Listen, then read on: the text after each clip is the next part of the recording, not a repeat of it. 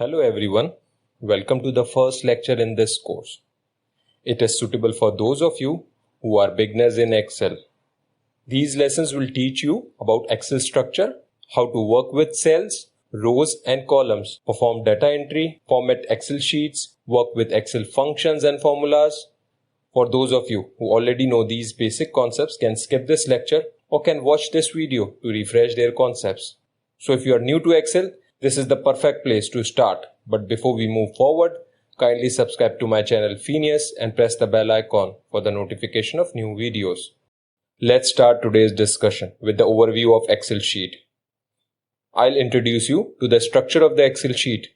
The top part of the Excel screen is called the ribbon. It is the strip of buttons and icons located above the work area. The ribbons have several tabs such as Home, Insert, Page Layout, etc. Each tab contains relevant commands depending on the type of the action that you would like to carry out. Below the ribbon, we have workspace area. As you can see, Excel sheets are composed of multiple cells and contain many rows and columns. The letter from A to Z are used to make the various columns. The first one is A, while the second one is B, and so on. An Excel sheet contains 16,384 columns. That's a lot, right? We have a similar thing with rows. Every row is defined by a number. We have 1,048,576 rows. To sum up, 16,384 columns and 1,048,576 rows.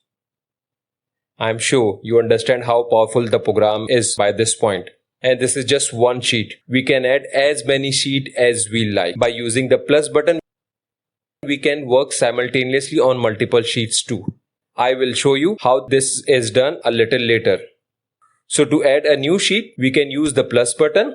What if we want to delete a sheet? If that's the case, I can click on it with the right mouse button and select the delete sheet.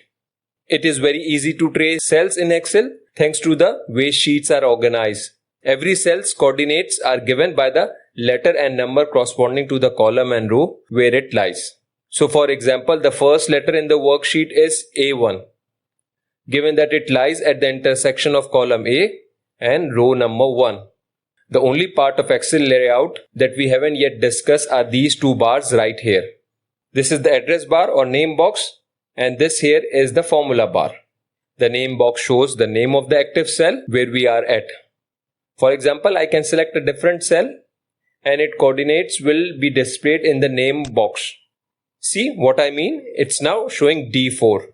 The formula bar allows us to edit or enter information, number, text formula within a given cell. It allows us to visualize the formula or the content of a cell. The formula bar is very useful when we start typing functions too. Once we start typing, it displays suggestions of functions that we might be looking for. We will start learning more about Excel functions later on in this course. Now let's discuss the Excel ribbon. The Excel ribbon has 7 tabs: Home, Insert, Page Layout, Formula, Data, Review and View. Other tabs can be added as well, but these are the 7 main ones. Each tab contains commands that you will need when working with Excel in this video. I'll try to quickly walk you through their contents. The Home tabs contain some of the most frequently used commands such as cut, copy and paste. Most of the formatting options should be found here as well. You will find features such as font, font size, borders, cell fill, etc. The Insert tab will let you add objects to your workbook. You can insert pivot tables, pictures, chart, etc. In some of our later videos, we will learn how to work with pivot tables and create professional charts. Page Layout contains options that help you organize the way the content of your sheet appears. For example, you can select a principal area of your sheet with the Set Print Area functionality. The Formula tabs divide the functions in Excel into separate categories and feature some formula editing tools. Next, we have the Data tab, where we can find the commands of working with lists and groups of data. This is where some of the Excel data management tools are, such as filtering, cell grouping and data sorting. Then there is a Review tab which allows you to proofread, comment and protect your Excel spreadsheets. Finally, we have the View tab You can use it in order to customize the way you can see your work. You should know that Excel allows you to add some other tabs as well. You can see the developer tab has been added here. It enables us to operate with macros. We will learn to add the developers tab to the ribbon and how to work with the macros later on in this course. We already saw that every Excel spreadsheet is made of multiple rows and columns. Now it is the right time to learn some operation that will allow us to modify rows and columns in Excel files. First off, we need to select a row or a column. We need to click on it. In the following way, the exact same thing is valid for rows alternatively. We can use keyboard shortcut, Control and spacebar for selecting a column, and Shift and spacebar for selecting a row. Shortcuts allow us to work much faster than we have selected a row or a column. There are several things we can do with it. We can select its size by dragging its border. We can insert a column on its left by using the right mouse button and then clicking on Insert. Finally, we can delete a respective column through the right click and the delete button.